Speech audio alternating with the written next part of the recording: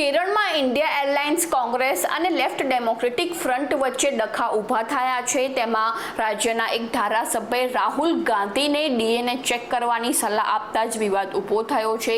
ત્યારે left democratic ફ્રન્ટને સમર્થન આપતા અપક્ષના ધારાસભ્ય પીવી અનવરે રાહુલ ગાંધીને નિમ્ન કક્ષાના નાગરિક ગણાવ્યા છે। તેને લઈને કોંગ્રેસે ચૂંટણી પંચને ફરિયાદ કરતા પોલીસને કાર્યવાહી કરવાની માંગ કરી છે। નમસ્કાર, ગુજરાત જો ટીવીની સાથે હું છું મેક્ષો ઠક્કર।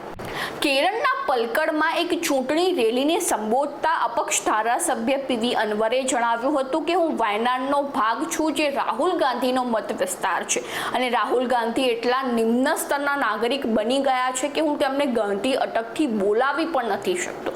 તેમણે વધુમાં જણાવ્યું હતું કે શું જવાહરલાલ નહેરુના પરિવારમાં આવા સભ્યો હોઈ શકે?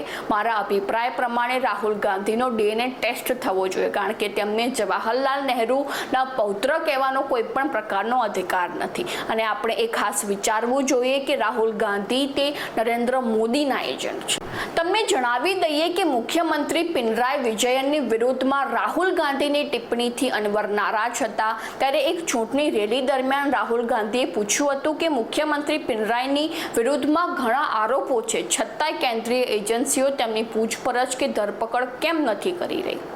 કોંગ્રેસે પણ અનવરની ટિપ્પણી પર તડબાતોડ જવાબ આપ્યો છે, જેમાં પ્રદેશ કોંગ્રેસ કાર્યકારી અધ્યક્ષ એમ હસને ચૂંટણી પંચને ફરિયાદ કરી છે અને તેમના દ્વારા માંગ કરવામાં આવી છે કે અનવરની વિરોધમાં પોલીસ કેસ નોંધવામાં આવે। તેમજ તેમણે વધુમાં જણાવ્યું હતું કે અનવરે રાહુલ ગાંધી અને નહેરુ પરિવારનું અપમાન કર્યું છે।